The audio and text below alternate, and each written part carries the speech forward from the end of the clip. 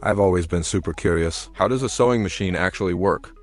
You can clearly see the needle moving up and down, but it doesn't go all the way through. So how on earth does it manage to sew? Today, let's look inside and uncover the secret. It's truly a genius invention. We all know, with hand sewing, the needle goes completely through the fabric, and the thread in the needle's eye is pulled along with it. Then you flip the needle and push it back through again.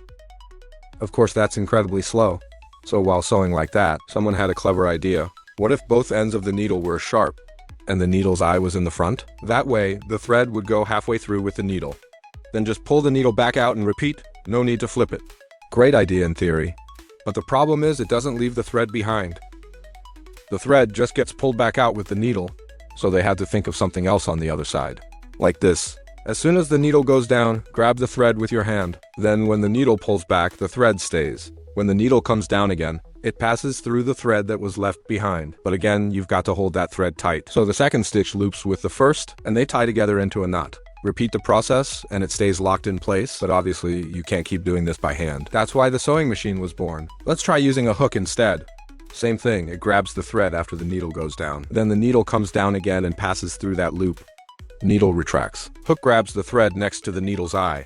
Needle pulls back, thread stays behind, forming a knot with the previous loop. Just keep repeating and boom, automatic stitching.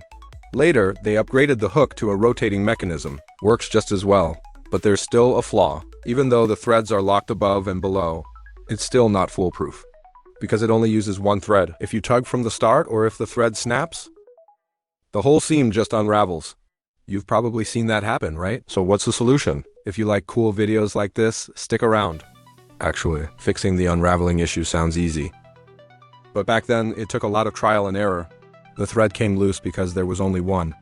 So they came up with this, add a second thread below its job, to lock the upper thread in place. But here's the tricky part. How do you get those two threads to knot?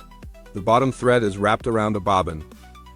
At the moment the needle pierces down, the bobbin waits for the perfect timing, then shoots through the upper thread like a ninja. And right then, something magical happens. The bobbin thread moves forward, while the needle thread pulls back. The two threads cross paths and tie into a knot. This is what we call a lock stitch. Once that's done, the bobbin retreats and gets ready for the next move. Today's bobbins have been replaced by even more advanced rotary hooks, which create even more intricate knots beneath.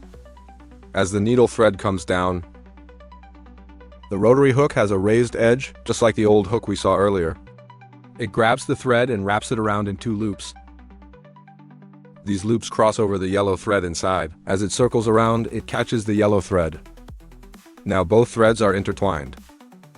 As the needle pulls back, it tightens both threads and completes one perfect stitch. Repeat that over and over, and you get the familiar rhythmic sound of sewing? Watch this animation, it makes it even clearer. Honestly, the coordination is absolutely brilliant. It really feels like watching magic happen.